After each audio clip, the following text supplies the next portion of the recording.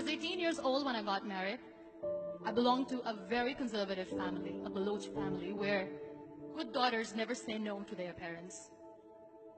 My father wanted me to get married, and all I said was, if that makes you happy, I'll say yes. And of course, it was never a happy marriage. Just about after 2 years of getting married, about 9 years ago, I met a car accident. Somehow my husband fell asleep and the car fell in the ditch. He managed to jump out, saved himself. I'm happy for him. But I stayed inside the car and I sustained a lot of injuries. The list is a bit long. Radius ulna of my right arm were fractured. The wrist was fractured. Shoulder bone and collarbone were fractured. My whole rib cage got fractured. But that injury that changed me and my life completely was the spine injury. Many people came to rescue. They gave me CPR. They dragged me out of the car. And while they were dragging me out, I got the complete transection of my spinal cord. Those 2.5 months in the hospital were dreadful. I was at the verge of despair. One day, doctor came to me and he said, well, I heard that you wanted to be an artist, but you ended up being a housewife. I have a bad news for you. You won't be able to paint again. Next day, doctor came to me and said, your spine injury is so bad, you won't be able to walk again. I took a deep breath and I said, it's all right. Next day, doctor came to me and said, because of your spine injury and the fixation that you have in your back, you won't be able to give birth to a child again. That day, I was devastated. I started to question my existence. Why am I even alive?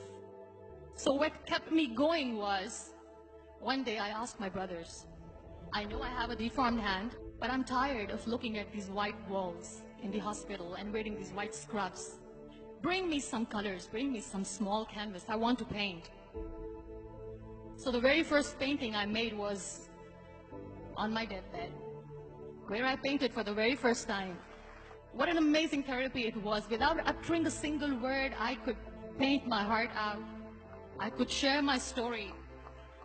People used to come and say, what lovely painting. So much color. Nobody could see the grief in it. Only I could. And that day I decided that I'm going to live life for myself. I am not going to be that perfect person for someone. I am just going to take this moment and I will make it perfect for myself. That I'm going to fight my fears. So I wrote down one by one all those fears. And I decided that I'm going to overcome these fears one at a time. You know what was my biggest fear? Divorce. But the day I decided that this is nothing but my fear, I liberated myself by setting him free. And I made myself emotionally so strong that the day I got the news that he's getting married, I sent him a text that I'm so happy for you and I wish you all the best. And he knows that I pray for him today. Number 2 was, I won't be able to be a mother again. And that was quite devastating for me. But then I realized there are so many children in the world, all they want is acceptance. So there is no point of crying, just go and adopt one. And that's what I did.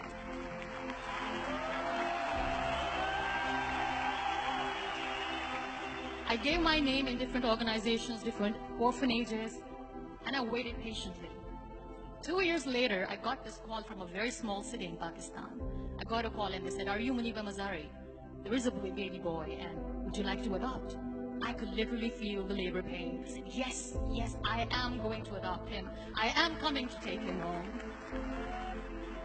And that day, I was 2 days old, and today he's 6. You know, when you end up being on the wheelchair, what's the most painful thing?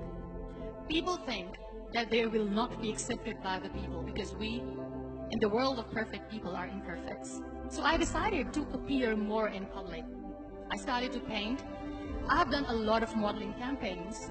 I decided that I'm going to join the national TV of Pakistan as an anchor person. I became the National Goodwill Ambassador for UN Women Pakistan, and now I speak for the rights of women, children. I was featured in BBC 100 Women for 2015. I'm one of Forbes' 30 under 30 for 2016. So when you accept yourself the way you are, the world recognizes you.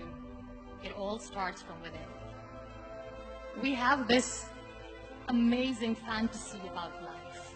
This is how things should work. This is my plan. It should go as per my plan. If that doesn't happen, we give up. I never wanted to be on the wheelchair. Never thought of being on the wheelchair.